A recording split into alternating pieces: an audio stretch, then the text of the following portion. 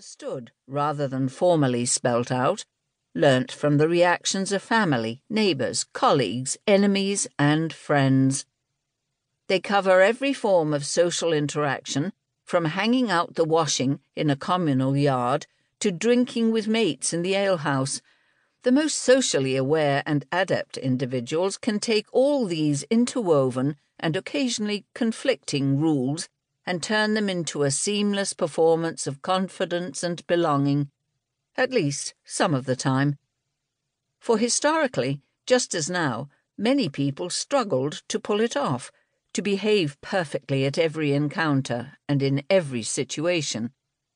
I have a sneaking sympathy for all of them, for the blithely clueless, bumbling through the disapproving looks, the acutely embarrassed who would conform if only they knew how, the deliberately curmudgeonly who define themselves by their resistance, the makers of new rules who seek to change the world, the calculating social climbers who pick and choose when to be good and when to be bad, the furiously angry who have gone beyond all care and restraint, the comedians poking fun, and the downright mischievous who just can't resist giving the world a little stir.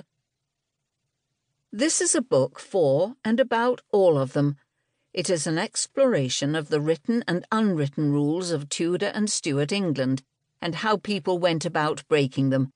It is not a history of criminal behaviour as such, although some of the activities in this book will edge into the legally dubious. Rather, it is a study of all the niggling, antisocial, irritating ways that people used to kick against prevailing social mores.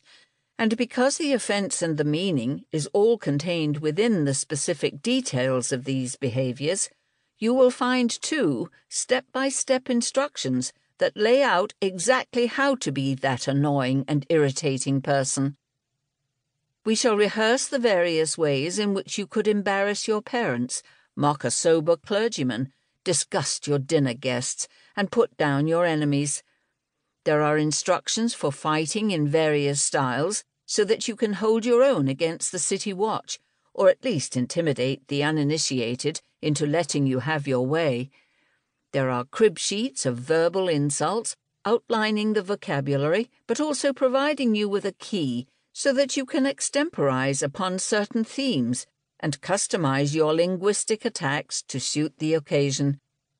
You will find pointers about sartorial inelegance in several forms that could cause terrible worry to stuffy parents, and also diagrams of rude gestures to assist you in performing them with accuracy for maximum impact. It is a sort of basic toolkit for navigating your way around the edges of society and sliding between the gaps. And why this particular 100 years? Well, that is very personal. I always have trouble articulating exactly why it is this bit of English history that so captures my attention, heart and soul, but it does, and I can't help but hope that it captures yours too.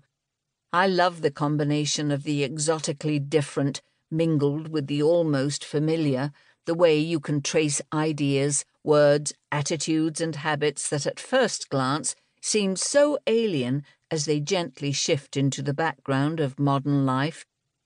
So much of the 21st century way of life can be illuminated by an understanding of this era.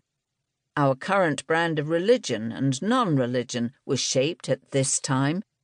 Both the emergence of new forms of worship, the hammering out of new creeds and religious practices, and the beginnings of a deep and almost visceral distrust of fundamentalism and overly enthusiastic spiritualism can be found here.